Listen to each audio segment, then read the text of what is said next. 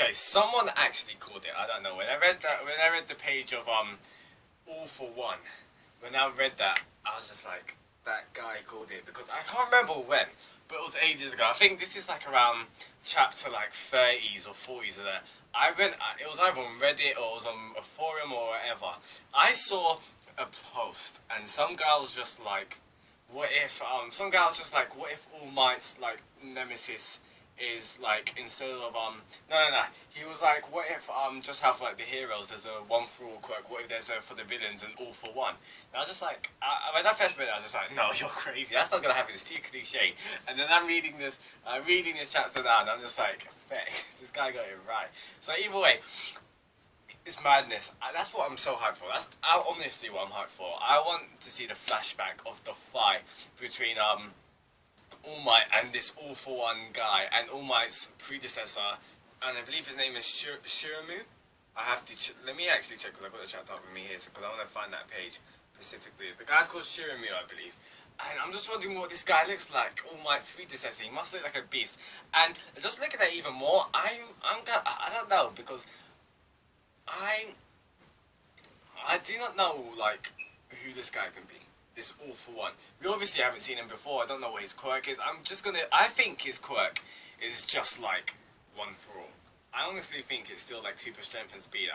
It might be something else. To be fair, because this All for One, this guy, he was the person that basically pretty much took out all like the small intestines of All Might. He pretty much took out his whole stomach, and it's mad. So we know that this guy obviously did contract an injury. We do not know if it's from All Might or if it's from Shimura. Let me find his name, because I want to know his name, so I can say it properly. Okay, Shimura.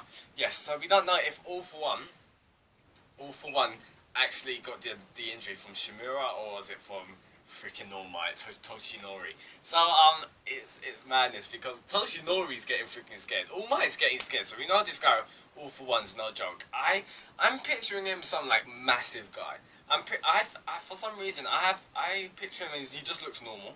Like he looks quite built and muscular. But I believe his quirk is like a transformation kind of quirk, just like how All Might is kind of like a transformation. That's what I think All for One is. Or it might be something, I don't even know what it could be. It might be one of those base quirks where you just look like a beast.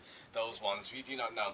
There could be theories like he takes quirks or something. We don't know. But the thing is, what we did find out in this chapter, which is important, is that the transfer of the one for all quirk of like transferring it down from when All Might transferred down to Deku, you don't die from it. You're actually still kept alive, because we know that Shimura was killed by one for all. So this guy must be crazy. This is why I'm thinking, if Shimura died from All for One, yes, All for One, how come All Might's still alive? So obviously Shimura must have, I think Shimura sacrificed himself from like All for One's blast or attack or whatever, and All Might must have just got just a little bit of the attack. That's why his whole stomach's out. Either way, it was I'm guessing that the whole battle was between All for One and Shimura, and then All Might comes in, because I'm guessing whenever this happened, All Might was quite young, maybe a bit older than Deku.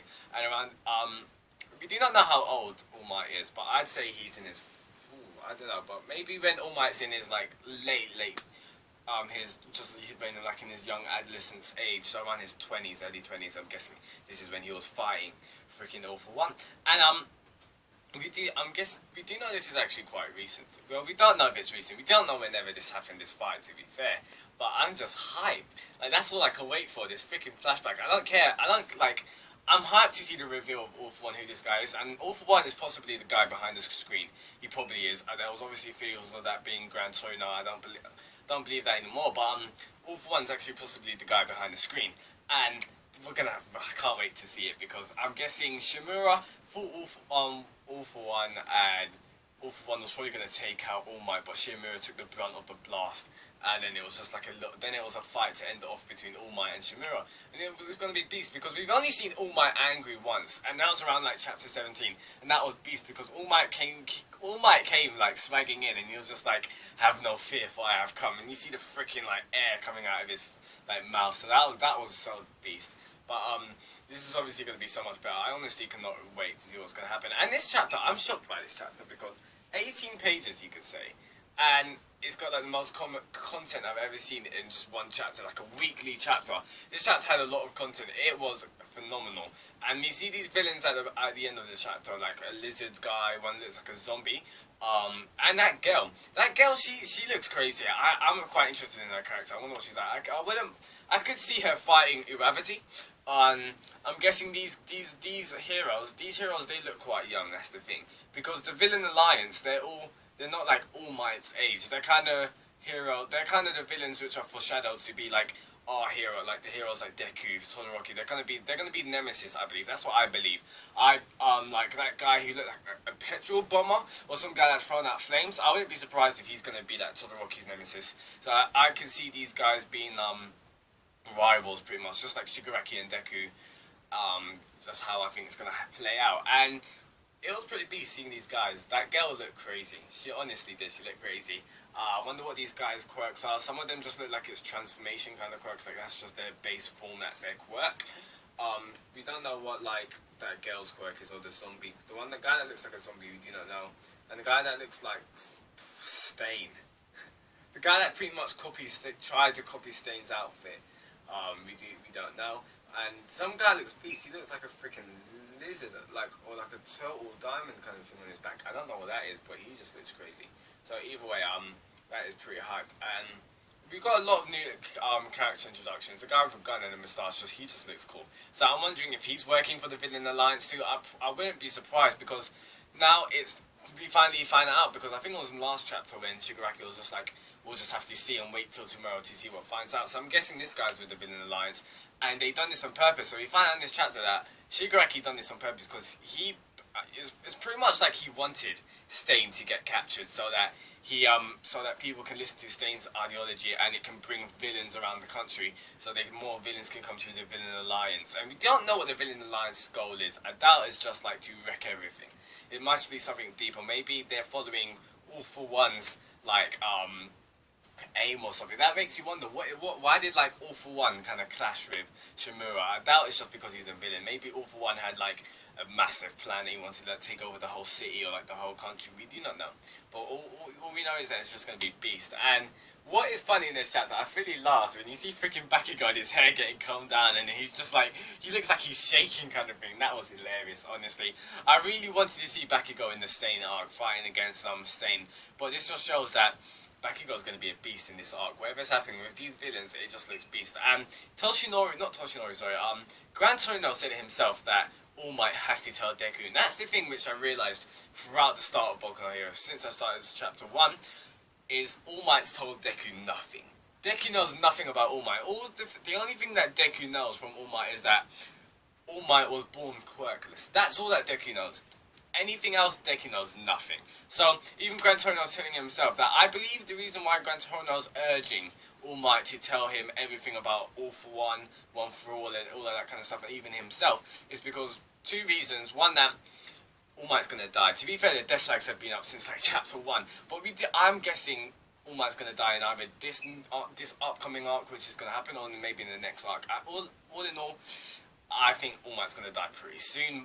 I'm guessing, I think All for One is going to take out All Might, and it's going to be a massive battle. So I'm guessing we'll see them like fight it out, and then we'll see like the flashback from ages ago, and that'll be quite beast to see. So either way, All Might's going to die. So before All Might dies, All Might has to tell Deku like everything. And the second reason is that All for One, the second reason is that All Might has to tell Deku everything, all about All for One and One for All, everything, all about his life and that. I'm guessing because he has to tell him because All for One's coming. I don't know if you understand what I'm saying, but All Might has to tell Deku everything before Deku sees All for One. I do not know. That's my thoughts. That's my theory. Maybe because if Deku sees All for One, like something will happen, something will freak out. Maybe All for One is like, I don't know, maybe a past hero, or someone that Deku knows. Or if maybe All for One knows something, and if All for One speaks to Deku, then it's all over. Like it's freaking game over. So that's why I believe that All Might needs to tell Deku before Deku sees All for One, because this is foreshadowing right now that Deku's gonna fight All for One, and